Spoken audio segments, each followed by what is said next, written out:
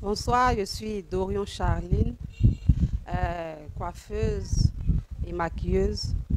Je voudrais donner un peu mon point de vue sur l'histoire des servantes, des aides ménagères. Pour moi, une servante est celle qui vient apporter un plus, aider la femme quand elle est au travail, accompagner les enfants à l'école, faire un peu le nettoyage de la maison. Mais pour ce qui concerne le lavage des dessous, le lavage des véhicules du patron et autre chose, à mon humble avis, je pense que c'est vraiment pas intéressant de donner ces dessous à une servante de les laver. Non seulement ça rabaisse la patronne en question et l'homme. Parce que quand tu finis de donner tes dessous à ton aide ménagère, qu'est-ce qu'elle va penser de toi? Qu'est-ce qu'elle va penser de toi? C'est vraiment pas intéressant. Ça ne présente pas bien dans la société dans laquelle nous nous trouvons. Ça ne présente pas bien. Et puis aujourd'hui, il y a des maladies.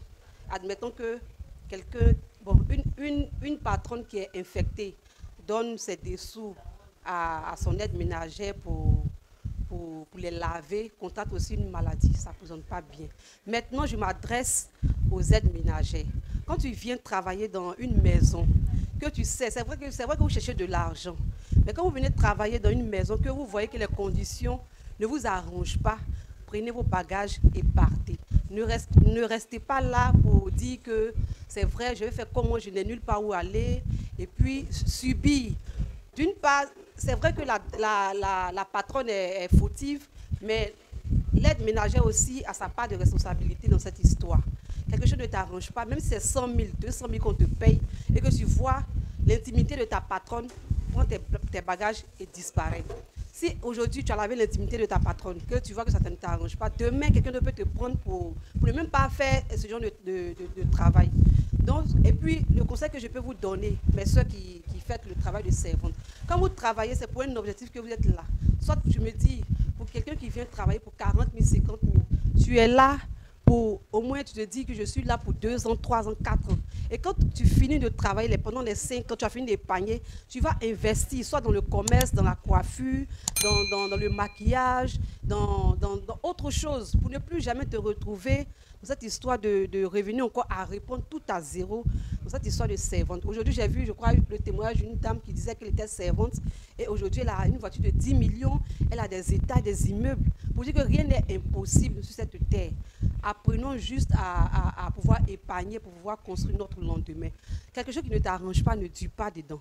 Avance et puis avance. Maintenant, les patrons qui prennent les aides ménagères, si, comme elle a dit, Sarah Kofi, elle a dit qu'un patron qui achète une voiture de 10 millions, il peut être à mesure d'envoyer sa voiture au lavage pour les laver. Considérons les aides ménagères comme nos soeurs, nos petites soeurs, il y a des boys aussi qui font ce même métier.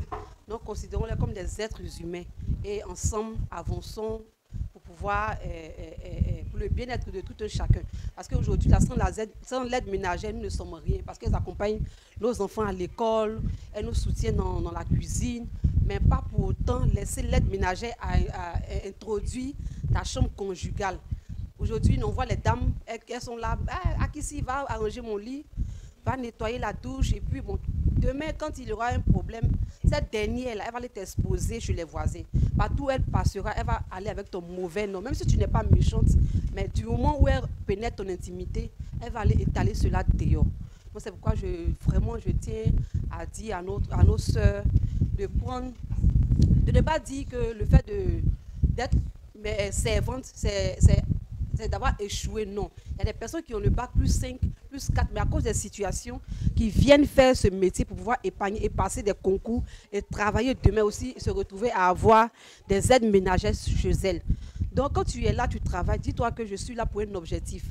Quand j'ai atteint ce but, j'avance, je ne reviens plus dessus.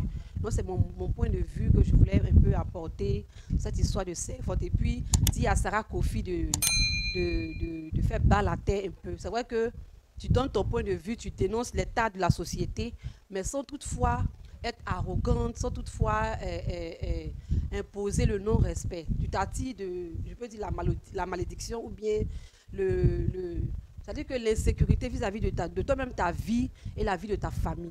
Donc, c'est ce que je tenais vraiment à dire. Merci vraiment à tout un chacun et ensemble, on avance plus loin.